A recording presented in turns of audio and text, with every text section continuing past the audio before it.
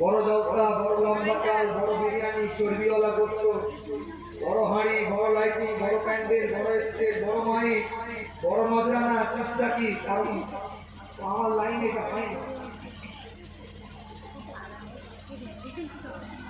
হাত করে বলি এখনো সময় আছে, ফিরে আসে। এক একটা ছেলে অলিদের খাতায় নাম উঠবে, অলিদের খাতায় নাম আমার আল্লাহ দেখিয়ে দিবে। চলে ঘরে মন খারাপ করার কিছু নেই, একটু রূপটা তৈরি করেন, সুন্দর পরিবেশ, কিন্তু রাস্তাটা আমলিয়া জিন্দিগি করেন, সোনার পরিবেশ আছে, পড়ার মানসিকতাটা কেন? এটাই আপনার তো ভুল কিছু করেন না, আপনার সব ঠিক করেছেন, যাত্রা তো দেননি, গান বাজনা প্রতিষ্ঠিত করেননি, দিনই শরিয়ত ইসলামিক জায়গা করেছেন, এই জায়গাটা এত কষ্ট করে করলেন, আর ওই জায়গাটা একটু মেনটেন কেন করলেন? আমার বাড়ি মেয়ে আজকে বেরোবি না, আজকে চর্চা, নিজের বাড়িটা কন্ট্রোল করলে তো পরিবেশ ঠিক থাকে। কথা ঠিক করছি, এই জায়গা এত সুন্দর করে মেহনত করে অর্থ ব্যয় করে করলেন, ওই জায়গার পরিবেশ অভাব হবে। কষ্ট পেলে ব্যথা নিলে আল্লাহ সকলকে সেই বুঝদার করেন, সকলে বলেন আমিন। জোরে বলা যাবে না আমিন, চিৎকার দিয়ে বলা যাবে না আমিন। আল্লাহ নবী আল্লাহ রাসূল সাহাবে কেরাম দেখে নিয়ে আলাপ আলোচনা করে, সাহাবে কেরাম দেখে নিয়ে কথাবার্তা বলতে থাকে। ওই জায়গাটায়, যে জায়গাটায় আপনি আমি দাঁড়িয়ে সালামটা দেব মুস্তাফার দরবারে, আসসালাতু ওয়াসসালামু আলাইকা ইয়া রাসূলুল্লাহ, আসসালাতু ওয়াসসালামু আলাইকা ইয়া হাবিবাল্লাহ, আসসালাতু ওয়াসসালামু আলাইকা ইয়া শাফিউল মুজরিমিন, আসসালাতু ইয়া রাহমাতাল লিল আলামিন। যে জায়গাটায় দাঁড়িয়ে আপনি সালামটা দিবেন, আপনি সালামটা উচ্চারিত করবেন, কিতাবের রিওয়ায়াতের মধ্যে পাওয়া যায় আল্লাহ নবী আল্লাহ রাসূল ওই জায়গাটায় দাঁড়িয়ে সাহাবাদের সাথে কথা বলতেন, আলোচনা করতেন। সেই জায়গার উপরে এখনো পর্যন্ত খোদাই অক্ষরে লেখা আছে, এখনো পর্যন্ত খোদাই করে লেখা আছে, লা তারফাউ আসওয়াতাকুম ফাওকা সাওতিন নবী। আয়াতটা নাযিল হয়ে গিয়েছে, এখনো পর্যন্ত জানিয়ে দেওয়া হচ্ছে খবরদার সাবধান হয়ে যাও, তোমরা আমার নবী গলার আওয়াজের থেকে তোমাদের গলার আওয়াজটা বেড়ে যায়, যদি বেড়ে যায় উচ্চ হয়ে যায়, আনতাহবাতা আমালুকুম ওয়া আনতুম লা তাশউরুন। আমি আল্লাহ, আমি মাওলা পরওয়ারদিগার তোমাদের সমস্ত আমলগুলোকে নষ্ট করে দেব, বিনষ্ট করে দেব, শেষ করে দেব। কিতাবের রিওয়ায়াতের মধ্যে পাওয়া যায় এই কথাটা আমার আল্লাহ কেন বললেন, এই আলোচনাটা আমার আল্লাহ কেন করলেন। তাফসীরের কিতাবগুলো খুলে দেখেন, ব্যাখ্যার কিতাবগুলো খুলে দেখেন, মুফাসসির ইকরামদের কওলটা পড়ে দেখেন, পরিষ্কার অক্ষরে লেখা আছে এই আলোচনাটা কেন আল্লাহ করলেন। আপনি নামাজ পড়েননি, কাবিরা গুনাহ করেছেন, আপনাকে শাস্তি দেওয়া হবে, আযাবুশ শাদীদ করা হয়েছে, কঠিন আযাবের আপনাকে প্রাপ্ত করা হবে। আমি শরীয়ত বিরোধী একটা কাজ করেছি, ইসলাম আমাকে শাস্তিযোগ্য করেছে, কোরআন সেই জন্য এলান করেছে খালিদিনা ফিহা। কিতাবের রিওয়ায়াতের মধ্যে পাওয়া যায় যে জায়গায় শাস্তির কথা বলা হয়েছে সেখানে আযাবুল আলীম বলেছে, আযাবুশ শাদীদ বলেছে, কিন্তু এই জায়গায় আমার আল্লাহ, আমার মাওলা, আমার পরওয়ারদিগার ওয়া আনতুম লা তাশউরুন কেন এই শব্দটা ব্যবহার করলেন, এই আলোচনাটা কেন করলেন?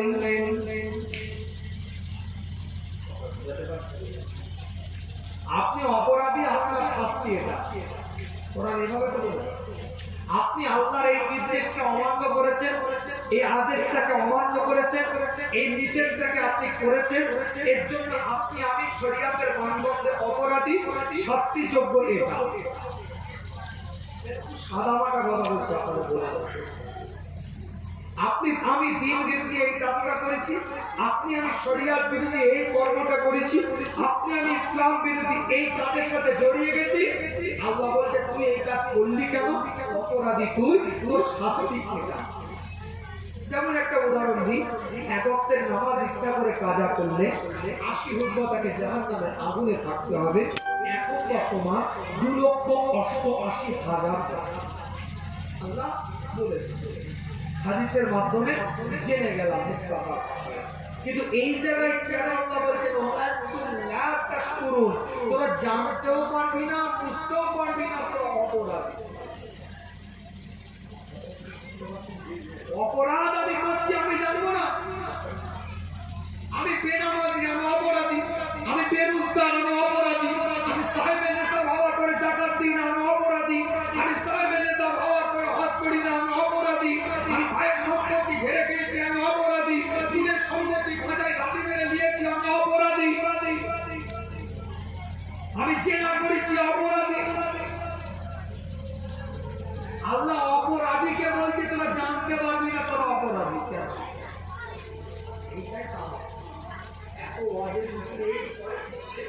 আমার রাসূল কি এটাই বুঝতে পারবে? শুনবে কথা বলা, শুনবে থেকে শুনবে, একটু হাত মাশাআল্লাহ, হাতের ইশারায় তো সবাই রাজি। জবানে জবানে কে কে রাজি? একটু দেখি না হইতে কি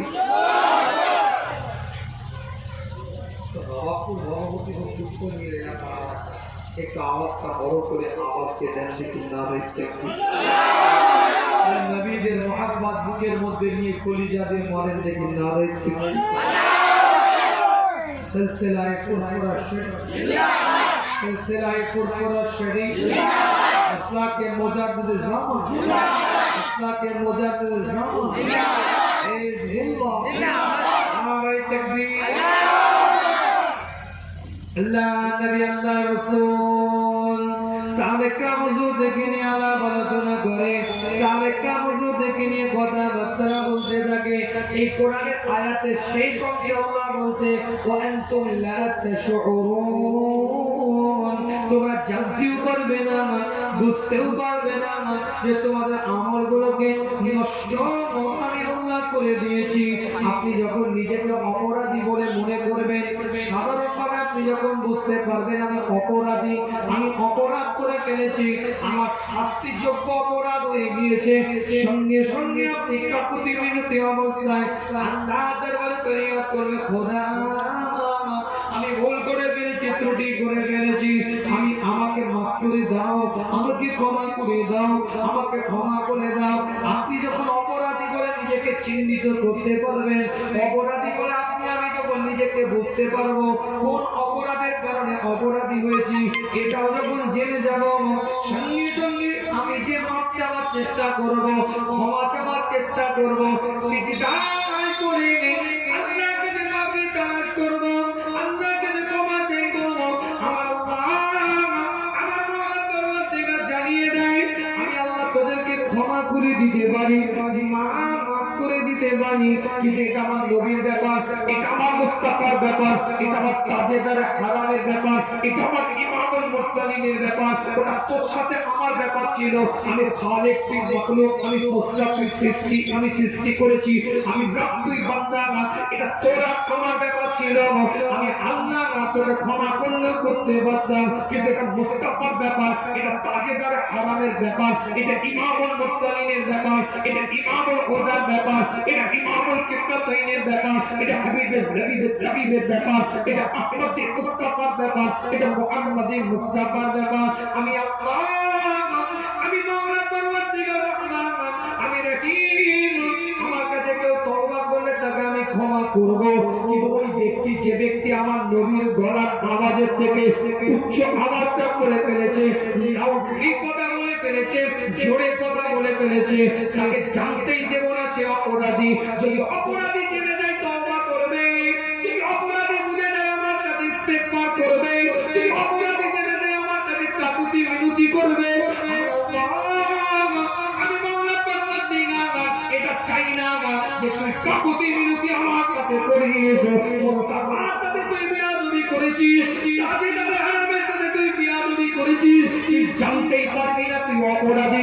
তার আগে আমি আল্লাহ তোকে জাহান্নামী বানিয়ে দেব।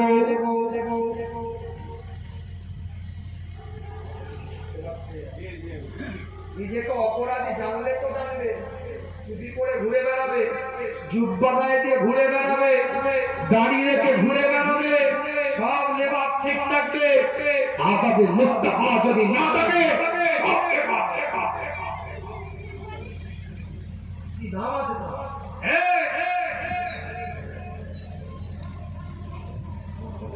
বুঝতে পারছেন না?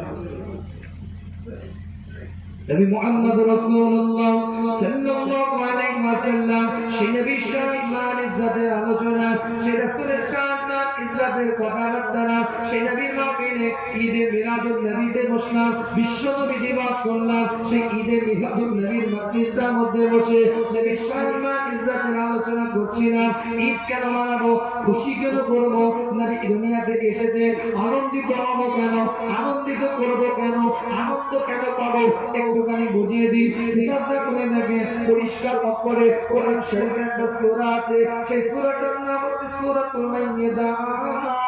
মাইদা মানে হচ্ছে দাসরাকান। হযরত ঈসা নবীর উম্মতদের জন্য আল্লাহ আসমান থেকে একটা খাঁচা দিয়েছিলেন, জান্নাতি খাবার দিয়েছিলেন, জান্নাতি খাবার খাবে। ঈসা নবীর উম্মতিরা আনন্দিত হয়েছিল, খুশি হয়েছিল। ঈসা নবীকে উম্মতিরা আনন্দিত হয়েছিল। যদি জান্নাতের খাবার পেয়ে ঈসা নবীর উম্মতিরা আনন্দিত হতে পারেনি, আনন্দ করতে পারেনি, তাহলে উম্মতে মুহাম্মাদী রাহমাতাল লিল আলামিনকে পেয়ে কেন আনন্দিত হবে না?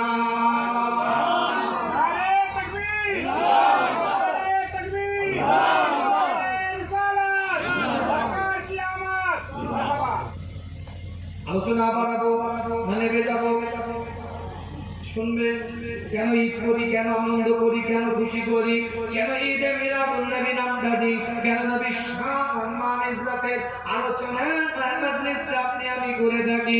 হযরত ওমর ফারুকের সামনে দাঁড়িয়ে একদিন ইহুদি বলে, ওমর তোমাদের উপরে কোরআনের একটা আয়াত নাযিল করেছে, ওই আয়াতটা যদি আমাদের উপর নাযিল করতো তাহলে আমরা আনন্দ করতাম, আমরা খুশি মানাতাম। হযরত ওমর ফারুক বলে, কোন আয়াতের কথা বলছো? ওই ব্যক্তিটা, ওই ইহুদিটা বলতে থাকে সূরাতুল মাইদা ৩য় নম্বর আয়াতের কথা, আল-ইয়াওমা আকমালতু লাকুম দীনাকুম ওয়া আতমামতু আলাইকুম নি'মাতি ওয়া রাদিতু লাকুমুল ইসলাম দীনান। এত থেকে কোরআনে আয়াতটা নাযিল হয়েছে, সঙ্গে সঙ্গে হযরত ওমর জানিয়ে দেয় এই কোরআনের আয়াতটা যেদিনে নাযিল হয় সেই দিনটা আমরা দুটো আনন্দ করেছিলাম। একটা আনন্দ হয়েছিল আমাদের এজন্য, ওই দিনটা আরাফাত দিন ছিল। আমরা আরাফাত দিনে জিলহজ মাসের 9 তারিখে বসেছিলাম, ওই দিনটা আমরা আনন্দিত করেছিলাম, আনন্দিত হয়েছিলাম, আনন্দ পেয়েছিলাম। আর দ্বিতীয় নাম্বার খুশি আমাদের জন্য এই আয়াতটা আল্লাহ পাক জানিয়ে দেয়, আমি আল্লাহ পাক তোমাদের জন্য ইসলাম ধর্মটাকে পরিপূর্ণ করে দিলাম, পূর্ণাঙ্গ করে দিলাম। রাদিতু লাকুমুল ইসলাম দীনান। আর আমি আল্লাহ তোমাদের জন্য ইসলাম ধর্মটার উপর রেজামন্দি হয়ে গেলাম, খুশি হয়ে গেলাম। তোমাদের উপরে যে নিয়ামতগুলো দিলাম সেগুলো পরিপূর্ণ করে দিলাম। হযরত ওমর জানিয়েছে এই দুটো আনন্দ আমাদের ছিল আরাফাত দিনে, আর ইসলাম পরিপূর্ণতা হওয়ার জন্য এই দুটো আনন্দ আমরা করেছিলাম। আল্লাহর নবী আল্লাহ রাসূল সাহাবাদের ওমর জানিয়ে দেয় একটা কোরআন আয়াত নাযিল হওয়ার কারণে সাহাবায়ে কেরাম হুজুররা যদি দুটো আনন্দ করতে পারে, দুটো খুশি মানাতে পারে, যেদিনটা আমার নবী আমার মুস্তাফা পৃথিবীর বুকে এসেছে, আমার তাজেদারে আলম পৃথিবীর বুকে এসেছে, আমার ইমামুল মুরসালিন পৃথিবীর বুকে এসেছে, আমার ইমামুল হুদা পৃথিবীর বুকে এসেছে, গোটা কোরআন যার উপরে নাযিল হয়েছে সেই কোরআন ওয়ালা নবী রাহমাতাল লিল আলামিন, রহমত ওয়ালা নবী যে দিনটা পৃথিবীতে এসেছে সেই দিনটা কেন উম্মতে মুহাম্মাদী আনন্দ করবে না?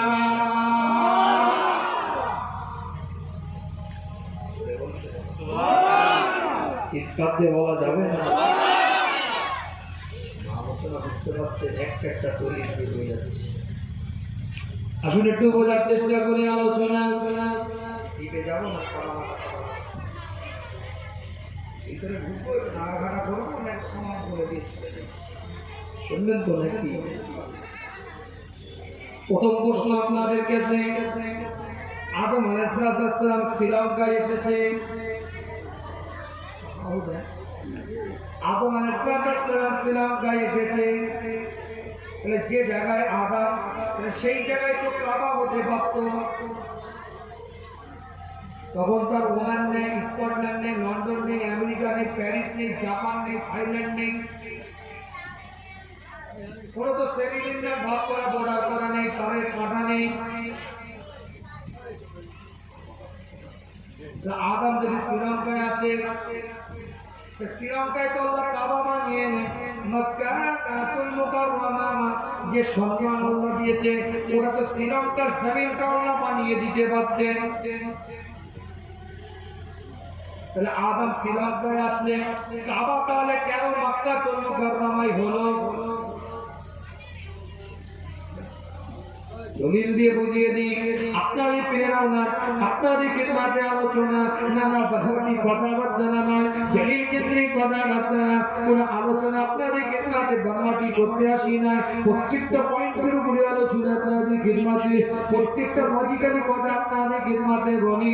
হযরত আদম আল্লাহকে বলতে লাগে, খুব সংক্ষেপে বলি, আল্লাহ তোমার ঘরটা একটু তৈরি করবো, তোমার ঘরটা আমি একটু বানাবো, তোমার ঘরটা একটু বানাতে চাই। আমার আল্লাহ জানিয়ে দেয়, আদম ঘরই যদি বানাতে হয়, যেই জায়গায় আসমানের উপরে ফেরেশতারা যে ইসলামটায় আমার বাইতুল মামুরটাকে তাওয়াফ করে, সেই সোজাসুজি জমিনের মধ্যে তুমি কাবা মাটাকে তৈরি করো। কাবা মক্কাতুল মুকাররমায় হয়ে গেল। আল্লাহ পাক মক্কাটা তৈরি করে দিলেন, চিহ্নটা করে দিলেন, চিহ্নতে তারাই বুঝিয়ে দিলেন। প্রত্যেকটা নবী পৃথিবীর বুকে এসেছে, প্রত্যেকটা রাসূল পৃথিবীর বুকে এসেছে, প্রত্যেকটা পয়গম্বর পৃথিবীর বুকে এসেছে। পৃথিবীর মধ্যে কারোর জন্ম মক্কা শরীফে হয় নাই, মক্কাতুল মুকাররমায় কোন নবীর জন্ম হয় নাই, কোন রাসূলের জন্ম হয়নি। মৃত্যু হয়েছে, মৃত্যু হয়েছে, ইন্তেকাল হয়েছে, বিশাল হয়েছে, দুনিয়া থেকে বিদায় নিয়েছে।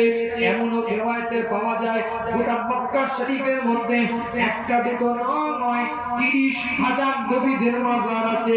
গোটা বাইতুল মামুর আপনার কি বলে কাবা শরীফে, হেরেম শরীফের মধ্যে, মাকামে ইব্রাহিমের মধ্যে, ওই সংলগ্ন জায়গায় 300 নবীর মাজার আছে। একটা দুটো নবী নয়, কিতাবটা খুলে দেখেন পরিষ্কার করে লেখা আছে হাজার হাজার নবীদের মাজার কাবা শরীফের সংলগ্ন অবস্থায় আছে। কিন্তু কোন নবীর জন্ম কাবাতে মক্কাতুল মুকাররমায় হয় নাই। এখানে একটা পয়েন্ট আছে, একটুখানি বুঝিয়ে দিই আগে আপনাদের খেদমতে। কাবা মক্কাতুল মুকাররমায় এই কারণে আল্লাহ পাক বানিয়েছে, এই জন্য আল্লাহ পাক বানিয়েছে। আমার আল্লাহ আমার মাওলা পরওয়ারদিগার জানিয়ে দেয়, যে জায়গায় আমার মুস্তাফার জন্ম হবে, যে জায়গায় আমার মুস্তাফার বিলাদটা তৈরি হবে, যে জায়গায় আমার মুস্তাফার জন্মগ্রহণ করবে, আমার মুস্তাফার জন্মভূমিতে আমি আল্লাহ আমার ঘরটাকে আমি আল্লাহ বানাবো।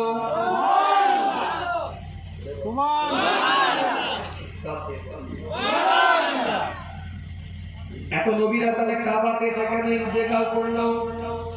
আল্লাহ ওখানে জানিয়েছিল আখিরি জামানার নবী করে আমি একটা রাসূল করে, একটা পয়গম্বর করে আহমদকে পাঠাবো, মুহাম্মদকে পাঠাবো। যেদিন ওই নবী পৃথিবীর বুকে আসবে, তোমাদের সব কলমা বন্ধ হয়ে যাবে, ওই নবীর কলমা তোমাদেরকেও পড়তে হবে। অনেক বড় পয়েন্ট, অনেক বড় কথা। আমি ওদিকে যাচ্ছি না, মোটামুটি কথা একটু বলে দিই হাদিসের ভাষা। যেই দিনে আলামে আরওয়াতে প্রত্যেকটা নবী, প্রত্যেকটা রাসূলের সাথে আমার মুস্তাফার রূহে আকদাস মোবারকটাকে, রূহ মোবারকটা পরিচয় করানো হয়েছিল। হাযা মুহাম্মদুর রাসূলুল্লাহ সাল্লাল্লাহু আলাইহি ওয়াসাল্লাম। এই নবী পৃথিবীর বুকে যখন যাবে, তার সাথে তোমরা সাক্ষাৎ করবে, তার সাথে তোমরা দেখা করবে, তার মতের সাথে তোমাদের মত থাকবে, তার কথার সাথে তোমাদের কথা থাকবে। এই প্রত্যেকটা নবী, প্রত্যেকটা রাসূল কাবাতে যাওয়ার একটা ইচ্ছা ছিল। যে শেষবারের জন্য যদি একবার আখেরি জামানার নবীর দিদারটা হয়ে যায়, আখেরি জামানার রাসূলের দিদারটা হয়ে যায়, মাকামে ইব্রাহিমটাই দাঁড়িয়ে হযরত ইব্রাহিম আলাইহিস সালাম কাবা শরীফটাকে আবার তামির করছে। ইব্রাহিম আলাইহিস সালাম আবার তামির করেছিলেন। নূহ আলাইহিস সালামের বন্যার সময়, প্লাবনের সময় কাবা তাসনাস হয়ে গিয়েছিল, ভেঙে গিয়েছিল, নষ্ট হয়ে গিয়েছিল। ইতিহাসের ভাষায় পাওয়া যায় এখনো পর্যন্ত কাবা মোট 11 বার রিপেয়ারিং হয়েছে, তৈরি হয়েছে বা বানানো হয়েছে, ভেঙেছে, আবার তৈরি হয়েছে। যে জায়গাটা হাতিম বলা হয়, ওই হাতিমটা কাবা শরীফের এক তৎকালীন সময় অংশ ছিল, পরবর্তীতে ওটা বের করে দেওয়া হয়েছে। শেষবারের মতন কাবা শরীফটা যখন তৈরি হয়, সেটা হযরত বিন ইউসুফের নেতৃত্বে, হযরত বিন ইউসুফ যখন নেতৃত্ব দিচ্ছে, সেই তৎকালীন সময় কাবা শরীফের রিপেয়ারিং করা হয়েছিল। হযরত ইব্রাহিম আলাইহিস সালাম মাকামে ইব্রাহিমটাই দাঁড়িয়ে আল্লাহ পাকের কাবাটাকে তৈরি করছে। একটুখানি বুঝুন, সূরাতুল বাকারা থেকে পয়েন্টটা তুলে ধরছি আপনাদের খিদমতে। আল্লাহ পাক বলে, ইব্রাহিম কি নিবে একটু আমাকে বলো, তুমি আমার ঘরটা তুমি আমার বানাচ্ছ, উজরাতটা তোমার কি হবে, পারিশ্রমিকটা কি হবে, কি চাও তুমি একটু আমার কাছ থেকে বলো। আপনার ঘরে রাজমিস্ত্রির কাজ করলে আপনাকে বেতন দিতে হয়, আপনাকে পারিশ্রমিক দিতে হয়, আপনাকে তাকে দিতে হয়, তার মজুরি আপনাকে দিতে হয়। আপনার ঘরে ছোট মিস্ত্রির কাজ করলে, ইলেকট্রিশিয়ান কাজ করলে তার মজুরিটা আপনাকে দিতে হয়। আর তার কাবা কর্মের মধ্যে লিপ্ত হযরত ইব্রাহিম আলাইহিস সালাম আল্লাহ পাক জিজ্ঞাসা করছে, ইব্রাহিম কি নিবে তুমি আমার কাছ থেকে বলো, আমার কাবা তুমি তৈরি করছো, কি চাও একটু আমাকে বলো। আল্লাহর দিকে তাকিয়ে ইব্রাহিম আলাইহিস সালাম বলেন, না মাওলানা কিচ্ছু চাই না, না মাওলানা কিচ্ছু আশা করি না, আপনার কাবা তৈরি করে দিচ্ছি, এটাই বড় আমার কাছে পাওনা, এটাই বড় আমার কাছে চাওয়া পাওয়া, মজুরি উপঢৌকন পারিশ্রমিক আল্লাহর তরফ থেকে আমার এলান হয়ে যায়। ইব্রাহিম কি নিবে তুমি আমাকে বলো, কি চাও তুমি আমার কাছ থেকে একটু বলো। বারবার যখন আল্লাহ বলছে, সঙ্গে সঙ্গে ইব্রাহিম আলাইহিস সালাম বলে, খোদা যদি আপনি আপনার ঘরটা তৈরি করার জন্য আমাকে কিছু পারিশ্রমিক দিতে চান, যদি আপনি আপনার ঘরটা তৈরি করার জন্য আমাকে কিছু আপনি কিছু দিতে চান, আমাকে মজুরি যদি কিছু দিতে চান, খোদা কোনো কিছু মজুরি চাই না, একটাই তোমার কাছে চাওয়া পাওয়া আমার আছে। আখেরি জামানার নবী, আখেরি জামানার পয়গম্বর যাকে করে তুমি পৃথিবীর বুকে পাঠাবে, শেষ নবী করে যাকে তুমি পৃথিবীর বুকে পাঠাবে, হযরত মুহাম্মদ রাসূলুল্লাহ সাল্লাল্লাহু আলাইহি ওয়াসাল্লামের কথা বলছে।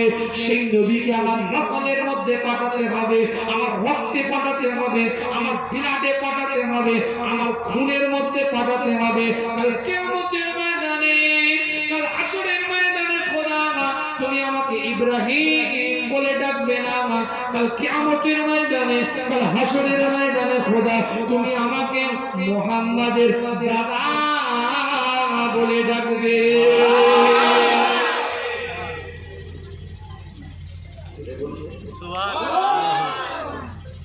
সে মক্কাতুল মুকাররমা কাবা শরীফের সংলগ্ন জায়গায় মাকামে ইব্রাহিমের পাথরটা আল্লাহ পাক রেখে দিলেন।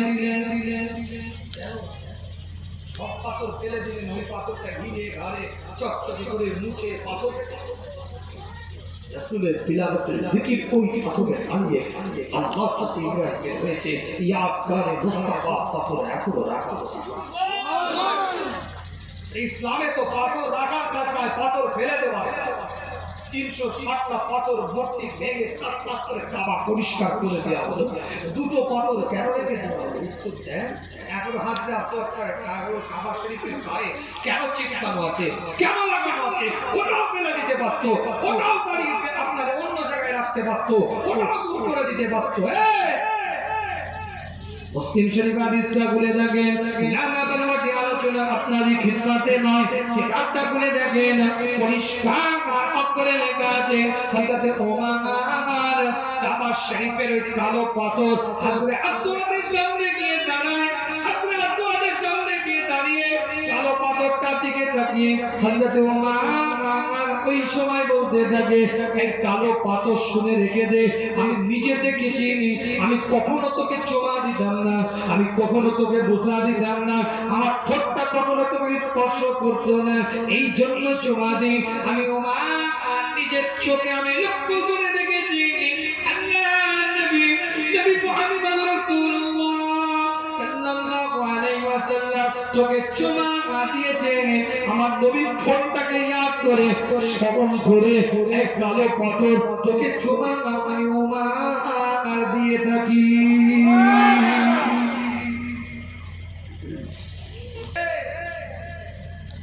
নবী বলেছে ওটাই কোরআন আছে, কে আপনি জানতেন কোরআন কোনটা?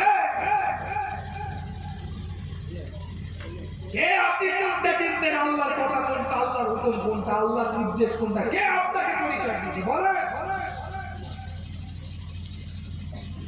নবী কোরআন, নবী শরীয়ত, নবী দ্বীন, নবীর ভুলটাও শরীয়ত, রাসূলের ভুলটাও শরীয়ত, প্র্যাকটিসটাও শরীয়ত। কথা ঠিক না? ঠিক বল। দলিল দিয়ে দিয়েছি, ছোট মাত্র নয়, বিশাল বড় কথা। কি বলছেন আপনি? যে আমি ওরকম কথা বলি যা আরাফাতে দাঁড়া। নবী মুহাম্মদ রাসূলুল্লাহ সাল্লাল্লাহু আলাইহি ওয়াসাল্লাম আরাফাতের জমিনে দুটো হাত তুলে আল্লাহর কাছে ফরিয়াদ করতে, দোয়া চাইছে, দোয়া মানছে। আল্লাহ আজ দোয়াটা মানে আল্লাহকে যে দোয়াটা চাই, আল্লাহকে যে ফরিয়াদটা করতে থাকে, এত লং টাইম ধরে দোয়া চেয়েছে, হুজুরের মাগরিবের নামাজটা কাজা হয়ে গিয়েছে।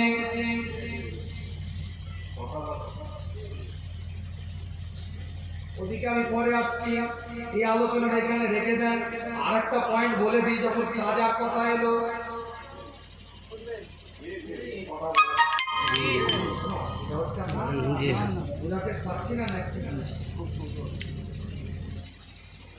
ওদিকে আলী ঘুমিয়ে আছে, আলী নিদ্রার আলী উড়ুম করে মোস্তাফা ঘুমিয়ে আছে। হুজুরের ঘুমের কারণে ওখানে আলীর নামাজ কাজা, কাজায় কাজায়, এতদিন তো আদায়ের লাইনে ছিল, এবার কাজায় কাজায় লড়াই। সব হাদিস, সব বুখারী, সব মুসলিম, সব আবু দাউদ, সব তিরমিজি, কোন আলেমের মাদার নেই কেটে দিবে আমার সামনে বসা। কত বড় মুফতি, কত বড় কিতাব পড়েছে, সারাত মারদুম মুত্তাসিফ ওয়াইন কিতাব মুতাওয়াতির, এই হাদিস কোরআন দলিল লেবাস আমার সামনে কোন কিতাবের চেহারা দেখেছিস, দেখবো তোর চেহারাটা আমি কেটে দে, কথাগুলো কেটে দে, দলিল দে, আমি তো হাদিসের দলিল দিচ্ছি, তুই হাদিসে কেটে দে আমাকে। আলীর দিকে তাকিয়ে বলছে, আলী কি রে, তোর তো নামাজ কাজা রে,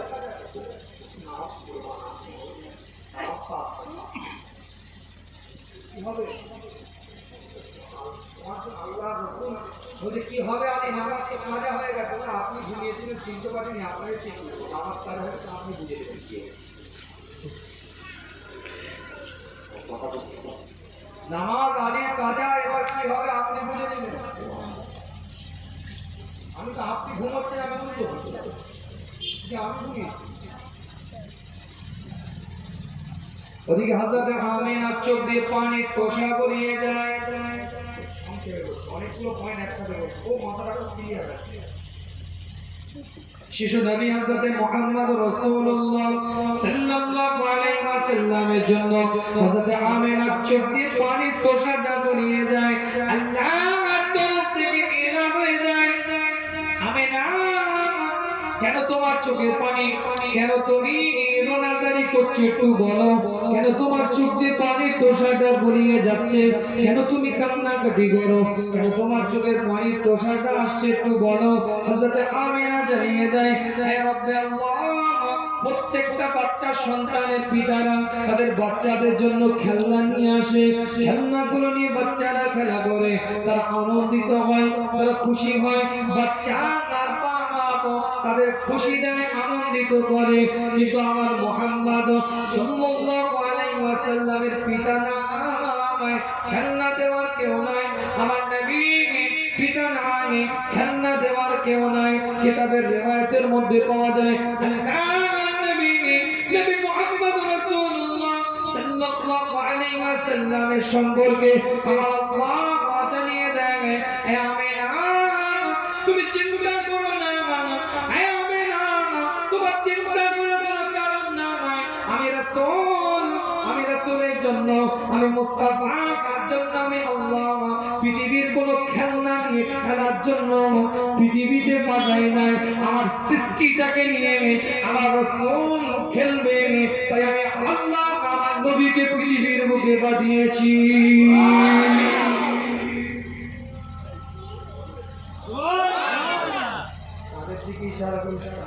ঘটনা জানো, ওদিকে যাবো, হাতে পাথর রাখো, কি আছে পাথরে, কি আছে হাতে? আবু জেহেল বলছে কি রেখেছি বলেন তো আপনি, কি বলতো মোহাম্মদ কি আছে? হুজুরকে কি বলতে হবে? আবু জেহেলের হাতে পাথর বলছে হাজা মুহাম্মদ রাসূলুল্লাহ সাল্লাল্লাহু আলাইহি ওয়াসাল্লাম।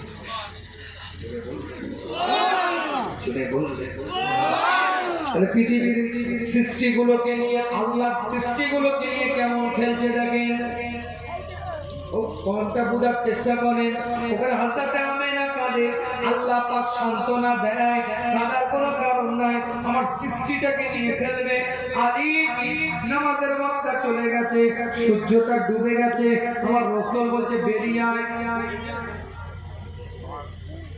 এই বেরিয়ে আয়।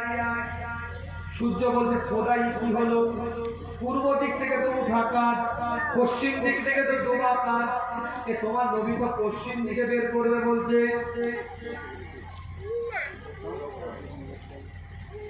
আল্লাহ তো আমার কাজ তো পশ্চিম দিকে উঠা নয়, পশ্চিম দিকে তো আমার ডুবে যাওয়া কাজ, আবার পূর্ব দিক থেকে উঠে আমার সূর্যকে রাস্তা দেওয়া আমার হুকুম, আমাকে হুকুম করেছো তুমি, কিন্তু তোমার মুস্তাফা তো এই দিক দিয়ে যাচ্ছে, তোমার তাজেদারে হারাম তো এই দিক দিয়ে যাচ্ছে, তোমার ইমামুল মুরসালিন তো এই দিক দিয়ে যাচ্ছে, তোমার ইমামুল হুদা তো বিপরীত দিকটা দিয়ে আমাকে যাচ্ছে। একটুখানি বুঝুন, রাত ৩টের সময় আপনার ছেলে বলছে লেজ দাও আব্বা, রাত্রি ২:৩০টার সময় আপনার ছেলে বলছে ক্যাডবেরি দাও, ললিপপ দাও, আপনার কি বলে কুরকুরে দাও, চিপস দাও, কিন্ডার জয় দাও, এই কাজটা দাও, এটা দাও। আপনি আপনার বাচ্চাকে বোঝান এই ৩টের সময় দোকান খোলা নেই বাপ, এই ২:৩০টার সময় কোথা থেকে তোর জন্য লেস আনবো, কুরকুরে আনবো, ললিপপ আনবো, কিন্ডার জয় আনবো, ক্যাডবেরি আনবো, কিটকাট আনবো, ঘুমিয়ে যা, সকালবেলায় তোর জন্য নিয়ে আসবো। কিন্তু বাচ্চা আপনার যদি আপনার ক্ষমতা থাকতো, ৩টের সময় যদি আপনি পারতেন, কোন দোকান যদি খোলা থাকে আপনার সন্ধানে থাকে, বাচ্চার আবদার কিন্তু আপনি মেটানোর চেষ্টা করতেন, কিন্তু ৩টের সময় স্বাভাবিক কোন জায়গায় দোকান খোলা থাকে না, তাই আপনার ক্ষমতার মধ্যে না। ৩টের সময় আনা, কুরকুরে আনা, ক্যাডবেরি আনা, কিন্ডার জয় আনা, কিটকাট আনা, এটা আপনার ক্ষমতায় নাই, তাই বাচ্চাকে বুঝিয়ে দিয়ে আপনি ঘুমিয়ে গেলেন। কিন্তু মুস্তাফার আবদার আল্লাহর কাছে, আল্লাহ তুমি দাও, সূর্যটা পশ্চিম দিক থেকে বের করো, সূর্যটা পশ্চিম দিক থেকে টেনে আনতে হবে, এটা আল্লাহর কাছে আবদার করেছে তাজেদারে হারাম, আল্লাহর কাছে আবদার করেছে ইমামুল মুরসালিন, আল্লাহর কাছে আবদার করেছে ইমামুল হুদা, আল্লাহর কাছে আবদার করেছে ইমামুল কিবলাতাইন।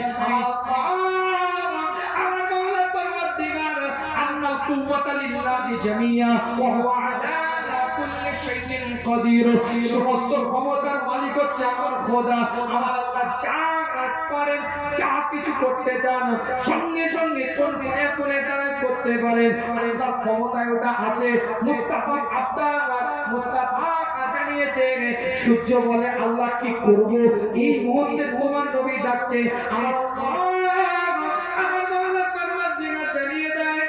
এতদিন পর্যন্ত আমার হুকুম ছিল পশ্চিম দিকে দূরে যাওয়া, আজকে মুস্তাফার আবদার যে পশ্চিম দিক থেকে বের করবে, সূর্য বেরিয়ে যা, আলীর জন্য জাহাজের ওয়াক্তের ব্যবস্থা করে দে।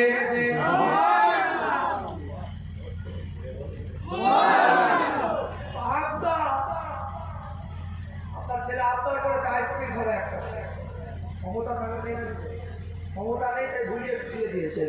আল্লাহর ক্ষমতায় আছে সূর্য পশ্চিম দিকে বের করা, মুস্তাফার আব্বার আল্লাহ বের করে দেখিয়ে দিয়েছে।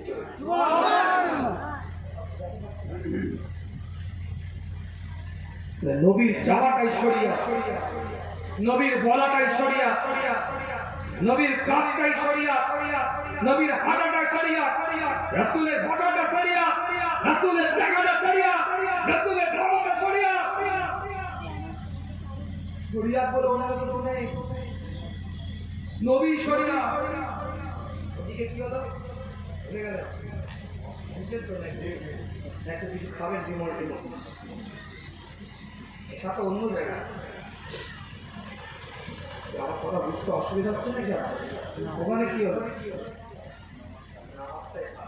আলির কাজা এবার মুস্তাফার কি হবে? আলির জন্য সূর্য উঠে এসছে, অর্থের ব্যবস্থা করে দিয়েছে, আর মুস্তাফার জন্য সূর্য কাজা ডুবি। নবীর কাজা মানে ওটাই শরীয়ত, ওটা পরিবর্তন হবে। ও ভালো করে বলবেন, আলির জন্য বিকল্প ব্যবস্থা করে লাইন গার্ড করে চ্যানেল করে ওয়ার্ক করে দিয়েছে নামাজ করলে।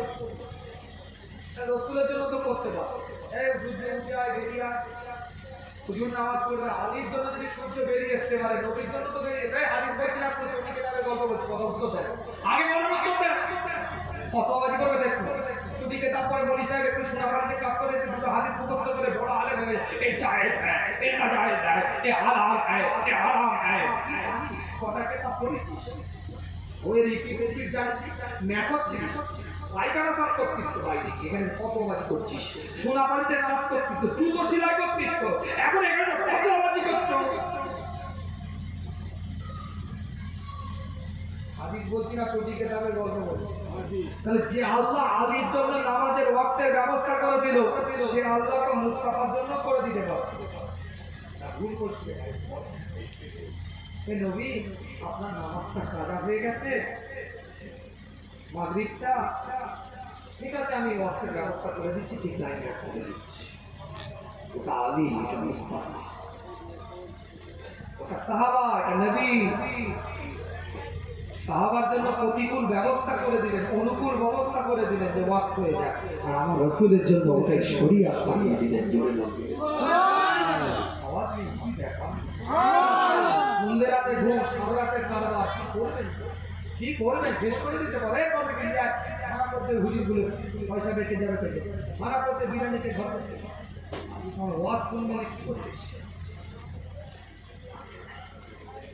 আল্লাহ পাক কবুল করেন। শুকর করুন।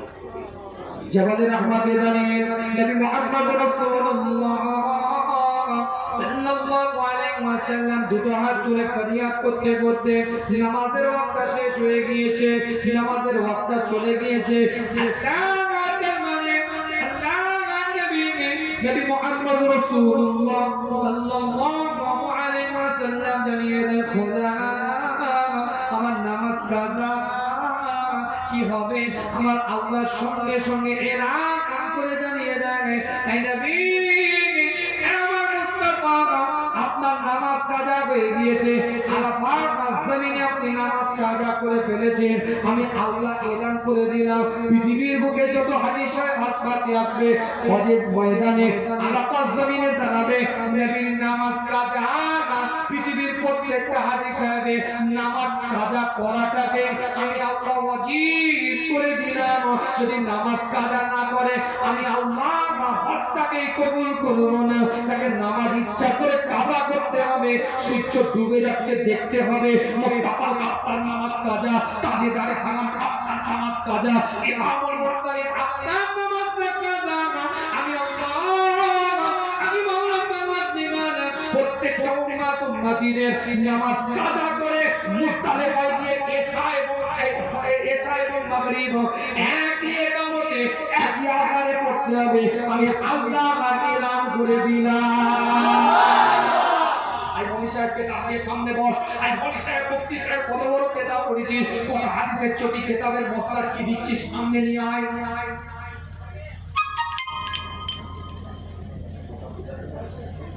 আসতে পারবে যে ওহাবির বাচ্চা কাট, তুই তো কাট কাজা করিস,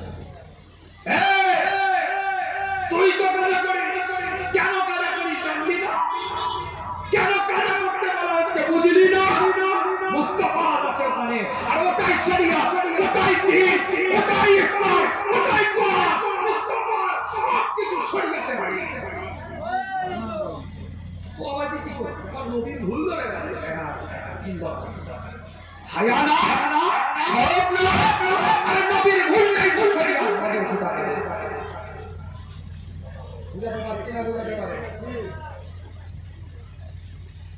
আল্লাহ সকলকে কবুল করেন সকলে বলে আমিন জোরে বলা যাবে আমিন চিৎকার দিয়ে বলা যাবে আমিন কলিজা দিয়ে বলা যাবে আমিন হায়াতুন নবী চিন্তার বিষয় আছে ওখান থেকে দেখছে দুঃখী মানুষগুলো কিভাবে আমার নবীর সম্মানের আলোচনা করছে আল্লাহ দেখাচ্ছে ওদের পীর আল্লাহ দায়িত্ব সহকারে বলে যাচ্ছে মুজাদ্দিদের জামানের বলে আল্লাহ দে সিদ্দিক আকবরের খুনটা শরীরের মধ্যে নিয়ে কোরআন সুন্নাহের মানুষে হাসবি আসমানের মানুষে অহংকার করছিল আল্লাহ বিনিআমাতি রাব্বিকা ফাহাজ্জি আল্লাহ শুকরিয়া আদায় করে বলছি তোদের পীর আল্লাহ তোদের কাছে আমার আল্লাহ যদি চায় এই কুত্তর নিয়ে এই জেলায় এই গ্রামে এই পাড়ায় এই মহল্লায় এই মাদ্রাসে মুস্তাফাকে হাজির করে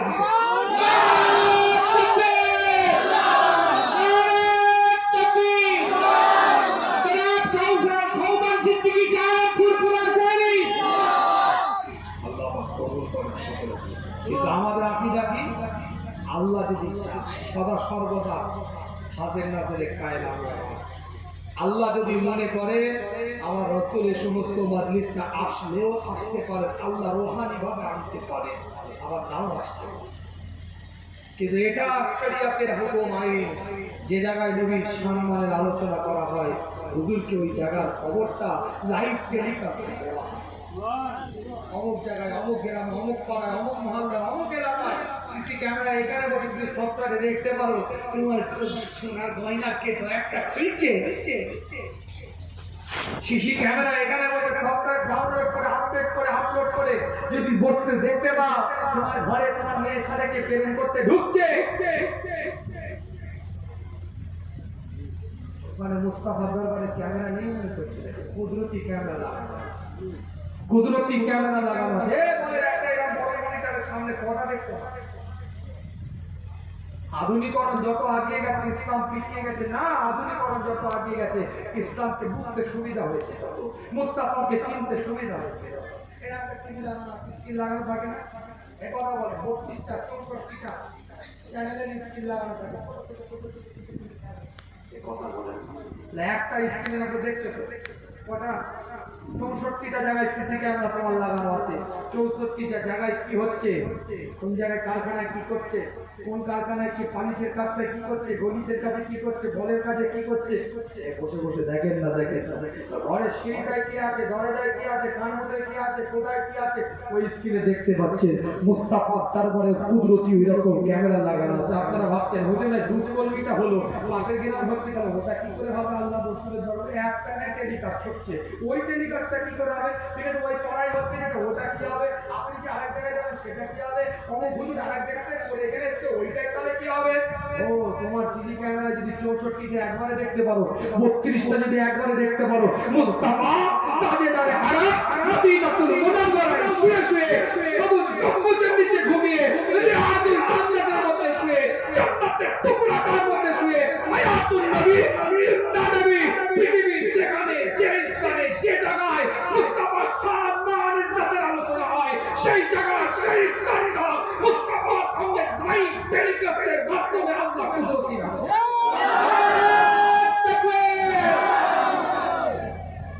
আল্লাহ কবুল করে আলোচনা করেছি আমি আমার দিক থেকে বলছি আপনারা কি দিক থেকে শুনেছেন আপনারা জানেন বিদায় নেব আপনাদের কাছ থেকে আল্লাহ পাক সকলকে সেই বুঝদার করেন সকলে বলেন আমি আল্লাহ পাক যদি কোনো সময় বাঁচান আল্লাহ পাক আনন্দ আলোচনা হবে বিদায় নেব শেষ কথাটা বলি কাবা শরীফ মক্কাকে বোকা মামা বিদায় দিয়ে গেল নবী মুহাম্মদ রাসূলুল্লাহ সাল্লাল্লাহু আলাইহি ওয়াসাল্লাম ফাতেমার জমিনটায় দাঁড়িয়ে আছে আল্লাহ নবী মুহাম্মদ রাসূলুল্লাহ সাল্লাল্লাহু আলাইহি ওয়াসাল্লাম ফাতেমার জমিনটায় দাঁড়িয়ে আছে হযরত বিলালকে বলছে বিলাল কাবা শরীফের উপরটায় উঠে যা এখন কাজার কথা বলছে নবী শরীয়তে সব লোক বেলাল কাবা শরীফের উপরটায় উঠে যান। কোন বেলাল? আমেরিকার বুকে রিসার্চ করেছে, প্রমাণ করেছে, ব্রিটেনের বুকে রিসার্চ করেছে, প্রমাণ করেছে যে মুসলমানের সংখ্যা এত বাড়ছে কেন, নব মুসলিমের সংখ্যা এত বাড়ছে কেন, কি করে এত মুসলমান কালমা করছে, কি করে এত কাফের মুশরিকরা কেন তা করে মুসলমান হচ্ছে। তারা রিসার্চ করে প্রমাণ করেছে, তারা আইডেন্টিফাই করে প্রমাণ করেছে, তারা যাচাই বাছাই করে প্রমাণ করেছে যে মুসলমানদের মধ্যে কোন রকম কোন ব্যক্তিত্ব এরকম নাই যে তুই লোয়ার কাস্ট, তুই নিচু শ্রেণী, তুই অমুক জাত পাত, এরকম বিষয় নাই।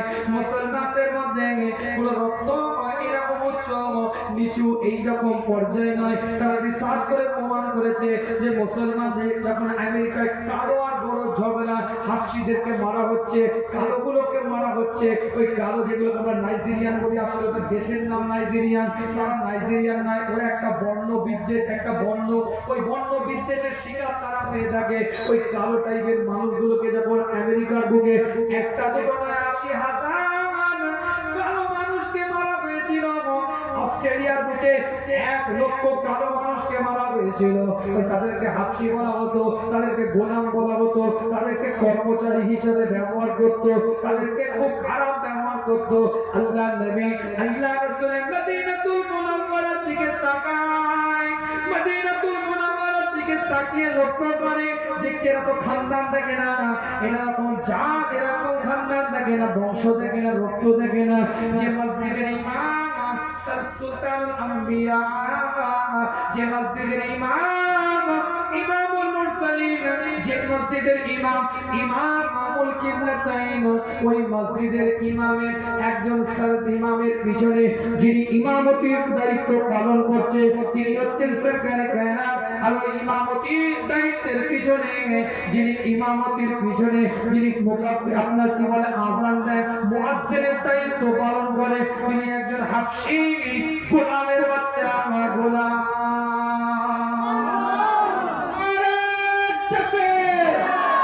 সংক্ষেপ বিদায় নেব। বাংলা এসেছে আলোচনা করবে আপনাদের খিদমতে।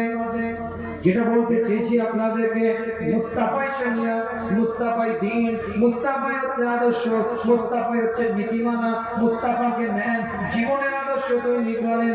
আল্লাহ নবী আল্লাহ রাসূল ফাতেমার জমিনে দাঁড়িয়ে আছে, ফাতেমার জমিনে নবী মুহাম্মদ রাসূলুল্লাহ সাল্লাল্লাহু আলাইহি ওয়াসাল্লাম দাঁড়িয়ে, নবী মুহাম্মদ রাসূলুল্লাহ দাঁড়িয়ে, বেলাল কাবা শরীফের উপরটায় উঠে যা, আযানটা দিয়ে বেলাল বলছে হুজুর কাবার উপরে উঠে আছি, আযান দেবটা কোন দিকে ফিরে, সারা জীবন তো কাবার দিকে ফিরে আযান দিয়েছি, আজকে কাবার উপরে দাঁড়িয়ে কোন দিকে ফিরে আযানটা দেব, কোন দিকে আমার মুখটা থাকবে, কোন দিকে আমার নাসাবটা থাকবে, কোন দিকে আমার চেহারাটা থাকবে। সঙ্গে সঙ্গে আমার রাসূল জানিয়ে দেন, বেলাল এতদিন পর্যন্ত কাবার দিকে ফিরে আযান দিয়েছিস, এখন কাবা আমি রাসূল আমার দিকে তাকিয়ে আযানটা দে, আল্লাহ কবুল করে নিবে।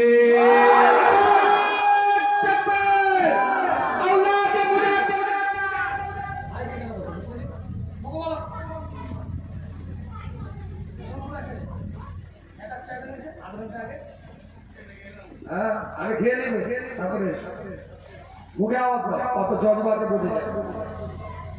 আল্লাহ পাক কবুল করেন, সকলে বলেন আমিন। মাইকে তো একাই কোন একে দিয়ে যায়, আল্লাহ পাক সকলকে সহি বুঝদান করেন, সকলে বলেন আমিন। বিদায় নেব আপনাদের খেদমতে। নবী শান ইজ্জতের আলোচনা, রাসূলের তাজিম নিয়ে দুটো কথা বলছি না। আল্লাহ নবী মুহাম্মদ রাসূলুল্লাহ সাল্লাল্লাহু আলাইহি ওয়াসাল্লামের বাসার মধ্যে বসে হুজুরের সম্পর্কে কিছু কথা, হুজুরের সম্পর্কে কিছু আলোচনা। আল্লাহ নবী আল্লাহ রাসূলের নামটা তুমি কাল কিয়ামতের ময়দানে ডাকা হবে। আল কারিয়াতু মাল কারিয়া ওয়া মা আদরাকা মাল কারিয়া ইয়াওমা ইয়াকুনুন নাসু কাল ফারাশিল মাবথুথ وتكون الجبال كالعهن المنفوش وفيه الشمامة كامت الدين إذا زلزلت الأرض زلزالها وانركت لقيام الساعة تفسير زوالين عبارة المدبع جاي شيء كبير شمال كبير تاين ورسول النام تدور جاك محمد হুজুরের নাম ধরে ডাকা হবে। পৃথিবীর বুকে যত হুজুরের নামের নাম ব্যক্তি আছে সবাই কবর থেকে উঠে আসবে, সবাই কবর থেকে বেরিয়ে আসবে। ফেরেশতারা মানা করবে না, খবরদার নয়, তোমাদেরকে ডাকা হয় না, তোমাদেরকে আওয়াজ দেওয়া হয় না, তোমাদের নাম ধরে ডাকা হয় না। মুহাম্মাদুর রাসূলুল্লাহ সাল্লাল্লাহু আলাইহি ওয়াসাল্লামকে ডাকা হয়েছে, তাদেরকে তাড়িয়ে দেওয়া হবে, তাদেরকে হাঁটিয়ে দেওয়া হবে, দূর করে দেওয়া হবে। কিতাবের রেওয়ায়েতের মধ্যে পাওয়া যায় আল্লাহ পাক জিজ্ঞাসা করলেন, আমার ফেরেশতারা কেন তাদেরকে তাড়িয়ে দিচ্ছ? আপনি তো মুহাম্মদ রাসূলুল্লাহ সাল্লাল্লাহু আলাইহি ওয়াসাল্লামকে ডাকতে বলেছেন, আমি মুহাম্মদ বলে ডেকেছি। পৃথিবীর বুকে নবীর নামে নাম, মুস্তাফা নামে নাম, তাজেদার হারামের নামে নাম যত ব্যক্তিত্ব আছে সবাই কবর থেকে উঠে আসছে। কি করবো তাই তাদেরকে বাধা দিচ্ছি। আমার মাওলা পরবর্তীকার জানিয়ে দিবে, ছেড়ে দাও, সরে যাও তোমরা। আমার নবীর নামটা ধরে ডেকেছো, পৃথিবীর বুকে আমার নবীর নামের সাথে নামের মিল জারি থাকবে। রাসূলের নামের সাথে নামের মিল থাকার কারণে আমি নবীর সাথে তাদেরকেও জান্নাতি করে দেব। নবীর নামের সাথে যদি নামের মিল থাকলে জান্নাতি হয়ে যায়, রাসূলের কাজের সাথে কাজের মিল থাকলে কি হবে? নবীর কর্মের সাথে কর্মের মিল থাকলে কি হবে? আপনার হাঁটাটা যদি নবীর মতন হয় তাহলে কি হবে? আপনার বসাটা যদি রাসূলের মতন হয় তাহলে কি হবে? আপনার ঘুমানোটা যদি নবীর মতন হয় তাহলে কি হবে? আপনার চলাটা যদি নবীর মতন হয়ে যায় তাহলে কি হবে? নবীর নামের সাথে নামের মিল থাকলে জান্নাতি হওয়া যায়। নবীর কর্মের সাথে কর্মের মিল থাকলে মুস্তাফার সাথে জান্নাতে থাকা যায়।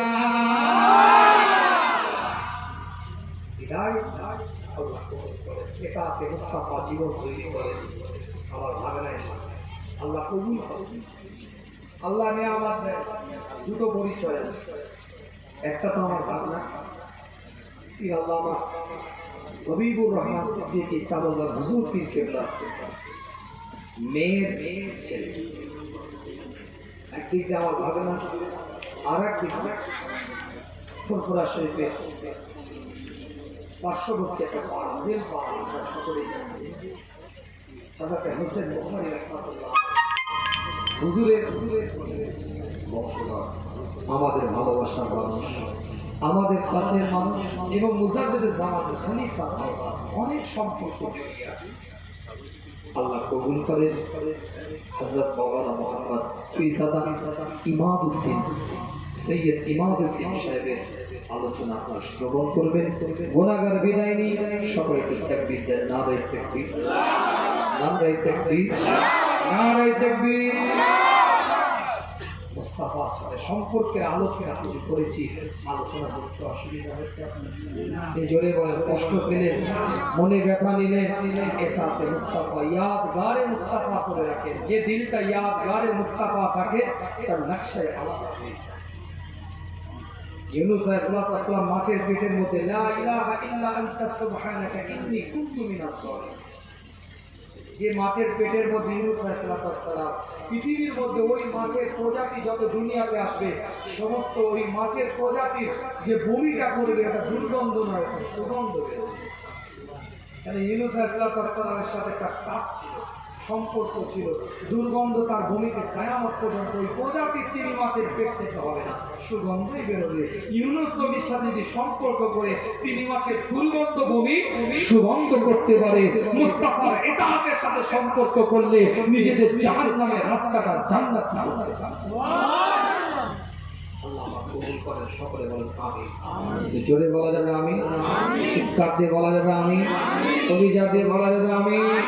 বিদায় নিয়ে আপনাদের খেদমত থেকে সে আমাকে মেদিনীপুর ভাই আসবে, আমার পিতাদা হযরত মাওলানা মুহাম্মদ সাফির সিদ্দিকী ভাইজান শেষ প্রতি বছর থাকে ভাইয়ের সংগঠন আছে, যারা এই কাজ করবে তাদের পাশে থাকবে। ভালোবাসার স্মৃতিনগর করেছে মাতৃ সদনের কাছে অনেক খেদমত হচ্ছে, আমাদের কাজ নিয়ে দরকার, আমাদের কাজ নিয়ে দরকার। এই সংগঠনের মাধ্যমে বাংলায় অনেক কিছু কাজ হচ্ছে, অনেক কিছু কর্মের সাথে জড়িয়ে আছে। আল্লাহ পাক আরো সুন্দর করে ভাইকে করার তৌফিক এনে রাখেন, সকলে বলেন আমিন। ওয়া আখিরু দাওয়ানা আলহামদুলিল্লাহি রাব্বিল আলামিন। এমনি আমার মন মানসিকতা ভালো নেই। আল্লাহ পাক আমাকে যে বলিয়ে নিলেন এটাই সবথেকে বড় জিনিস। এটা গত পরশু দিনে এই তার পয়লা কার্তিকে আমার মেয়ের কাছে আমার তারা জানাজা ইন্তেকাল করেছিলেন তার 2 দিন আগে। দাদাজান ইসলাম সাহেবের দিনই কাছে আমার জানাজা হয়। তার 5.5 মাস আগে আমার মেজো কাকার দিকে ইন্তেকাল করেছে। আমার বাড়ির পরিবারের মানে বাড়ির যে পরিস্থিতি, পরিবারের পরিস্থিতি খুবই মানে মর্মাহত, খুব কঠিন জায়গায়। তার মধ্যে থেকে মনের দিক থেকে যতটা পেরে আপনাদের খেদমতে কষ্ট করেও আসতে বাধ্য হয়েছি। সকলে দোয়া করবেন আমার চাকরি আম্মার জন্য। আল্লাহ তাআলা কবরটাকে জান্নাতের টুকরা বানান, সকলে বলেন আমিন। নূর আলা নূর বানিয়ে দেন, সকলে বলেন আমিন। আসসালামু আলাইকুম ওয়া রাহমাতুল্লাহি ওয়া বারাকাতুহু। দুরূদ শরীফ আল্লাহুম্মা সাল্লি